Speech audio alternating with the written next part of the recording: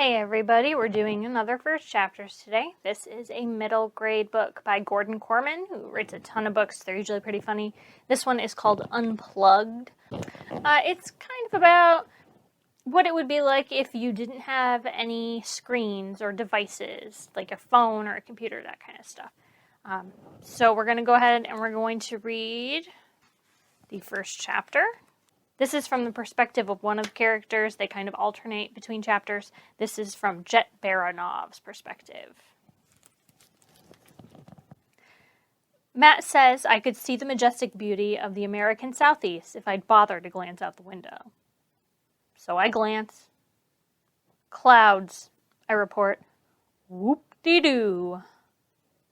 I've got all the majestic beauty I need right here. I've got a private plane cruising at 28,000 feet. I've got 2 flight attendants who bring me snacks and sodas every time they think I look hungry or thirsty. I've got super fast internet, even though we're flying way above any cell network. My phone connects to a system of satellites thanks to a tiny chip designed by Fuego, the tech company started by my father. Right now, the screen shows the selfie I just took, slightly enhanced using Fuego's state-of-the-art editing software. I add a caption, jet on a jet. If that's not meme-worthy, I don't know what is. With a swipe, I upload it to the Fuego app. Matt rolls his eyes when the image appears on his screen. He follows all my social media, but he's not a buddy. Warden might be a better word, or at least babysitter. My father, Matt's boss, put him in charge of keeping me out of trouble. That might be the hardest job in Silicon Valley right now. Quantum computing is patty cake compared with trying to make me do something I don't want to do. That's kind of a point of pride with me. Jet on a jet, he challenges. Really? $60,000 a year for the finest schools, and that's the best you can come up with? It's insightful commentary on my life, I insist. Dad loves this plane more than he loves me. He even named me after it. And the extra T stands for trouble, Matt adds, quoting my father's often repeated comment. Yes, the famous Vladimir Baranov, billionaire founder of Fuego, cracks dumb dad jokes like all the other fathers. The plane's official name is the Del Fuego. Our 40-acre compound in Silicon Valley is known as Casa del Fuego. You get the picture. I've named my toilet the Fuego Bowl. Back in December, I set off a bunch of cherry bombs in it to see if I could trigger the Fuego detector in the hall. Verdict? Success. I also found out that our whole house is outfitted with emergency sprinklers. Vlad was pretty ticked off about that. How was I supposed to know? My family's all about fuego, not agua. Come to think of it, that was just about when Matt began spending a lot more time in the company of his boss's son. Matt Luganis started out as a high-flying young programmer at Fuego. Lately, though, his job seems to be a keeper. I feel a little bad about that. Matt signed on with Fuego to change the world, not to ride with me in the limo to school to make sure I actually get there. Or to be an extra chaperone at the Halloween dance to prevent a repeat of the last Halloween dance when I hired a local motorcycle gang to ride their Harleys into the gym. There were a lot of tall 8th graders last year, so it took a couple of minutes for the teachers to realize that the newcomers weren't actually students. Hey, I'm just having fun. Sometimes you have to work at it. It's harder than it looks, you know. I have a saying, fertilizer, meet fan. I originally had another word for the first part, but it already got me kicked out of my private school. My 3rd in 3 years, by the way. My mother flew all the way back from Ulaanbaatar to straighten things out, starting with me. Vlad says what I really need is to find some friends. That's also harder than it looks. People expect me to be a stuck-up rich kid, so they stay away. Whatever.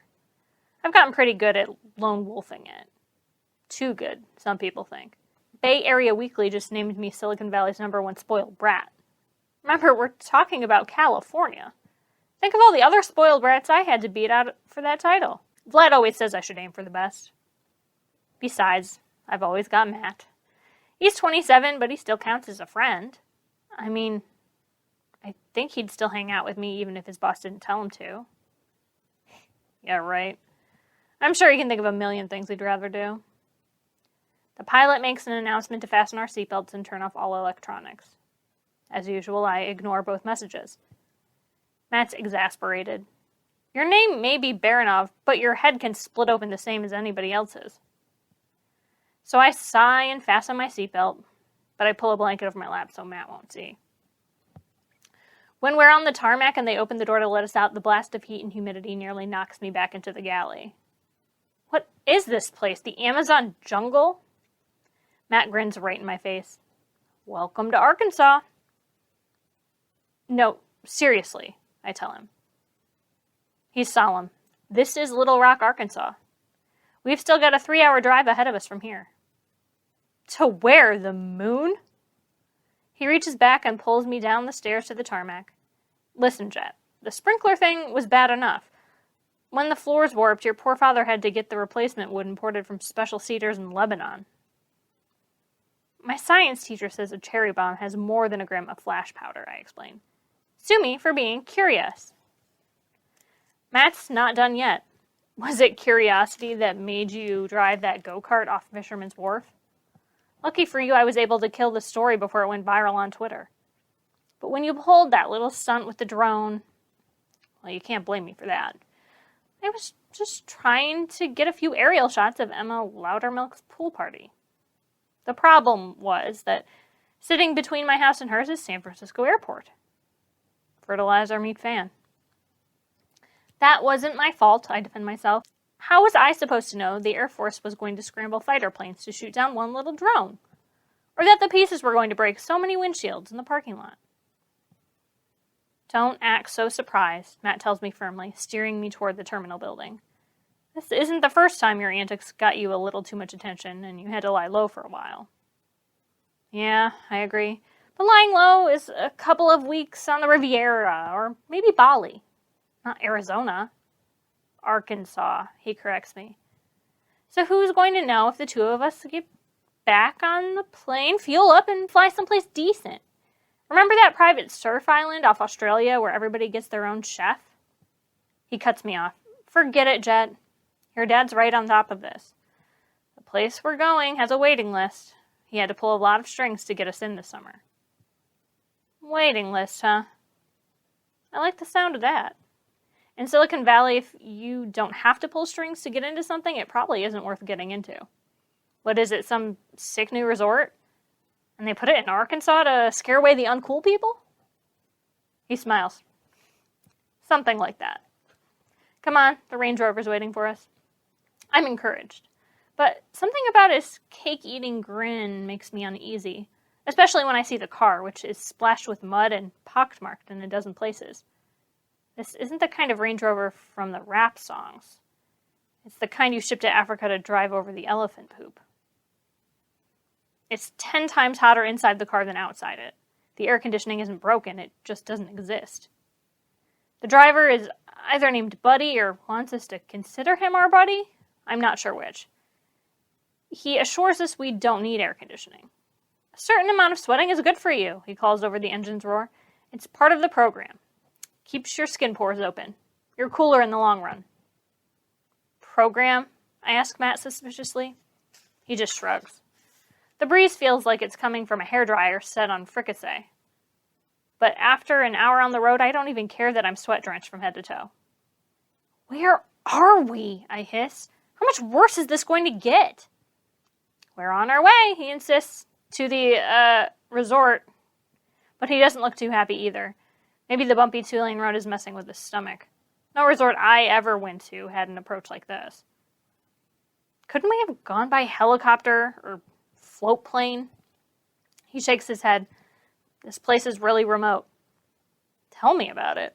We haven't seen a solitary soul in 20 miles that didn't have feathers or 4 legs. This resort has a waiting list? I'd hate to see the one nobody wants to go to. Another hour goes by. The scenery doesn't change. Standing by the side of the road, a deer looks at me as we pass by. I swear there's pity in its eyes. There are signs that talk about towns, but we never see any. By this time, I'm not just physically miserable and bored out of my mind. I'm also starving. I'd give 1,000 preferred shares of Fuego stock for a bag of Doritos. The luxury of the Gulf Stream feels like it happened in another lifetime. A way better one. Finally, 3 hours in, we get there. I look around for the trappings of a vacation hotspot. Palm trees, towering water slides, gleaming hotel buildings. Nothing. There's a small sign by the main entrance. The Oasis of Mind and Body Wellness. I turn to Matt. Wellness? This is the place, he confirms. Your dad set the whole thing up. How do I even describe it? A lot of words come to mind, none of them resort. It's decently large, surrounded by woods with small, neat cottages dotted all over the property. There are a few bigger buildings too, but none higher than a single story. It isn't a dump. Nothing is falling apart, and it's all freshly painted and well-maintained. It isn't totally unfun. There's a pool at least, the kind any crummy motel would have. No water slides or anything cool like that. There are people on bikes and in the distance kayaking and pedal boating on a lake. What can I say? It's sort of okay, but it's definitely not the kind of high-end destination where you get your own chef. My father picked this place? No way. The driver takes us to the welcome center so we can check in. I tug on Matt's arm. I don't get it. Why would Vlad send me clear across the country and hours into the wilderness to a place that doesn't have anything half as good as the stuff at our own house? Take it easy. And what's this whole wellness thing? I'm not sick. We're all sick, comes a rich female voice, smooth as melted caramel, from behind the counter. In fact, the moment we're born, we immediately begin dying. Picture the most intimidating woman you've ever seen, like a supermodel on the body of one of those female wrestlers in WWE. The figure who stands up from her chair must be 6'4", yet she carries herself with a cat-like ease and grace. She has huge, pale gray eyes that are closer to silver. Her hair is almost silver, too. What there is of it. It's close cropped. I swear it's shorter than mine. I'm so tempted to stare at her that I have to look away. Hi, Matt says, clearly thrown. I'm Matt Luganis, and this is Jet Baronoff. Checking in. I envy you, the lady informs us in that almost musical tone. No part of the journey is ever quite so eye-opening as the first step. I'm Ivory Novice. I'm in charge of meditation here. Meditation? I echo. This is the oasis of mind and body wellness. We heal the body through diet and exercise. The mind, on the other hand, is a more complicated instrument. The valves of a trumpet can be oiled. Only meditation can tune the mind. Huh? I've heard of math teachers and English teachers, I tell her, but meditation teachers? That's a new one. Here at the Oasis, we say pathfinder, not teacher. I cannot plant information inside your head. I can merely show you the path to understanding. Every time Ivory Novice opens her mouth, a lot of serious weirdness comes out. I blurt, you know that waiting list? Is it to get in or get out? Ivory laughs and then holds out her hand. Matt moves to shake it, but that's not what she has in mind. Your phones, gentlemen, she tells us. A great fear clutches at my heart. What about them? You have to turn them in, Ivory explains like it's the most obvious thing in the world. It's the one strict rule of the Oasis. No electronics. On the path to wellness, the only screen you need is the vast blank slate of your imagination. I'm psyched. Finally, we come to the part where Matt tells this Wonder Woman on steroids where she can stick her Oasis. So it's a blow when I see him hand over his beloved F-phone like it's nothing. You knew about this? I accuse him. He nods grimly. And so did your father. That's when it dawns on me. Vlad didn't send me here to lie low. He sent me here for revenge. Just because he had to pay back the Air Force for scrambling those fighter planes. Matt shakes his head solemnly. Your father loves you. He sent you here because you need this. Silicon Valley's #1 spoiled brat. That looks cute in a magazine, but these stunts of yours are getting out of hand. What if a piece of that drone had gone through somebody's skull instead of just their windshield? One of these days, you're going to do something that your father can't buy you out of. He's trying to save your life, Jet. And so am I. And he plucks my phone out of my pocket and hands it to Ms. Meditation. I fold my arms across my chest. I'm not staying. In answer, he reaches into my bag and pulls out my F-pad and my laptop and surrenders those too. Then he takes the smartwatch right off my wrist and tosses it across the counter. You're fired, I snarl. He's patient. Remember Liam Reardon? A kid in my school. His dad owns like half of Google. What about him? He was a zombie. He never looked away from a screen long enough to make eye contact with a real human. He was hostile, antisocial. He'd gone through every therapist in the Bay Area and half of the ones in LA. Then his parents sent him here. Ms. Meditation nods. Liam, wonderful boy. The Oasis made such a difference for him, as it will for you. The silver eyes bore into me at high intensity until I have to study my sneakers to avoid the onslaught. The coming weeks will be the turning point of your spiritual life. I don't have a spiritual life, I reply stubbornly. Some crazy lady stole it along with my phone. If Ivory is offended by that, she doesn't let on. Hostility is the byproduct of a mind out of balance, she says understandingly. At least I have a mind, I mumble under my breath. Don't be rude. Matt puts an arm around my shoulders in an attempt to calm me down. Take it easy, kid. You're not in California anymore. I shrug him off violently. Yeah, really? What tipped you off? The swamp gas? The possum BO? The fact that we haven't seen an In-N-Out burger for 200 miles? You must be starving, Ivory says smoothly. I've got some good news for you there. Early dinner is being served right now. You have to try our burgers. They're world-renowned. I struggled to get my whirling mind under control. If this was San Francisco, I'd tell everybody to stick it and Uber home. But I don't know if Uber comes way out to the sticks. And even if they do, I no longer have a phone to call them on. It goes without saying that I'm not spending the next 6 weeks of my life in this freak show wellness camp. But for right now, I accept the fact that I'm stuck.